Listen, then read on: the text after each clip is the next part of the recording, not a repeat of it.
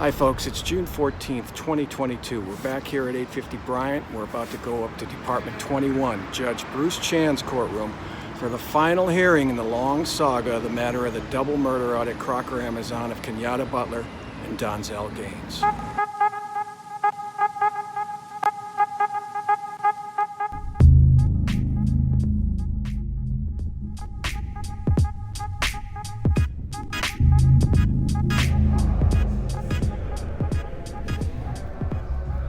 Folks, it's just as we feared. The legacy of Chesa Boudin lives on. Gregory Morton, the second defendant in the double murder of Kenyatta Butler and Donzel Gaines, has been sentenced to parole.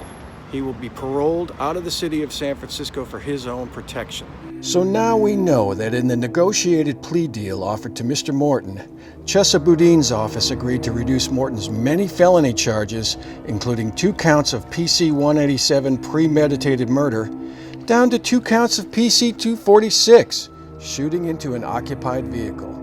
And for this, he was to receive immediate parole, with 2 strikes added onto his curiously clean previous record. But folks, it is indeed hard to swallow the DA's story that Mr. Morton had no strikes on his record at the time of the killings, knowing full well that the 21-year-old was enrolled in a city-run anti-violence program for those with gun felonies on their record.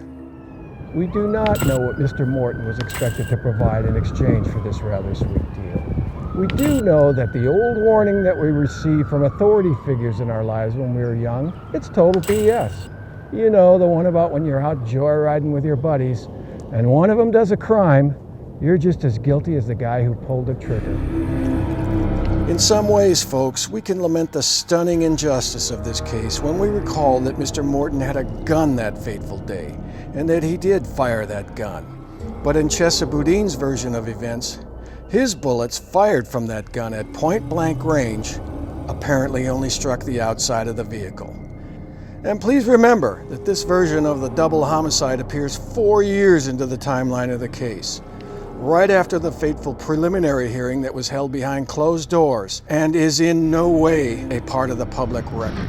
Let us take heart in knowing that this attempt at attaining restorative justice for those whose racial identity is one that had been victimized by inequity in the past can be considered a failed experiment. For we have learned that allowing the atrocities of today to be excused for the atrocities of yesterday only victimizes the families of today's victims once again. The landslide removal of Chesa Boudin and the groundswell of support for ending the regimes of his Soros-led buddies is a clear denunciation of this perverted system in the application of justice. Folks, we're real sorry we had to break this story up into 3 separate videos, and we hope you get a chance to watch the other 2. But for the sake of the families of Kenyatta Butler and Donzel Gaines, we felt we needed you to get the info about this terrible miscarriage of justice before the June 7th recall election of Chesa Boudin. I want to take a second to thank the enormous majority voting bloc of progressives here in San Francisco that voted to throw Chesa Boudin the hell out. Thanks very much. You did a good job, even though you were the ones that voted him in. So take heart, all of you in LA and Philly and other Soros DA cities. You too can vote the bastards out. Thank you for watching.